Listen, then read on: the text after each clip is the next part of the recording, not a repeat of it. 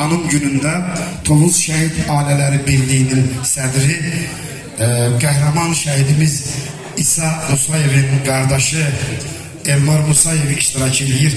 Alqışlarınızla onu bura dəvət edirəm və şəhid ailələrini dəvət edəcəm bura. Və bir şey də deyəcəm, bu mənim içimdən gəlir.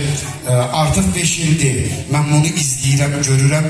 Elmar bəy başda olmaqla onun ətrafında cəm olanlar Tovuzumuzun və Azərbaycanımızın hər yerində, bacardıqları yerdə, əlləri çatan yerdə bütün şəhidlərimizin unudulmaması üçün, yarım qalan işləri üçün əllərindən gələni əsirgəmirlər və demək olar ki, onlar evdə olurlar.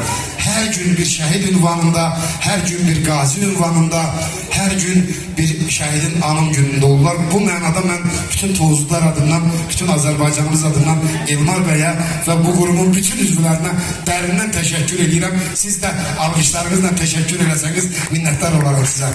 Sözü Elmar bəyə verirəm. Ben herkes salamlayıram. Zavid ocağına gələn hər kəsə minnətdarlığımı bildirirəm. Allah hər birinizdən razı olsun. Bizim qıraq bölgədən gələn burada qonaqlarımız var, şəhid valideynləri var. Sizlərə də öz təşəkkürümü bildirirəm ki, əziyyət çəkmisiniz. Şəhidlər bizim qürurumuzdur, şəhidlər bizim baş tacımızdır. Biz neçə ki yaşayırıq, şəhidləri yaşatmağı özümüzə borc bilməliyik. Onları hər zaman yaşatmalıyıq. Çünki şəhidlərin bizim üzerimizdə çox böyük haqqı var. Allah ruhunu şad eləsin cəm şəhidlərimizin. Cavid kimi qardaşlarımız bizim bugün yaşamağımız üçün canından keçdilər. Biz də bu yaşadığımız bir müddətdə onların yaşaması üçün əlimizdən gələn nə varsa hər zaman onu etməliyik, əsirgəməməliyik. Böyle budur şəhidlərimizi yaşadan. Şəhidlərin valideynlərini də yaşadan və buradakı insanlardır. O insanların diqqətidir. Əgər bu cürünə şəhidlərimizə hər zaman dəyər verilərsə, şəhidlərimiz insanlar ölməz.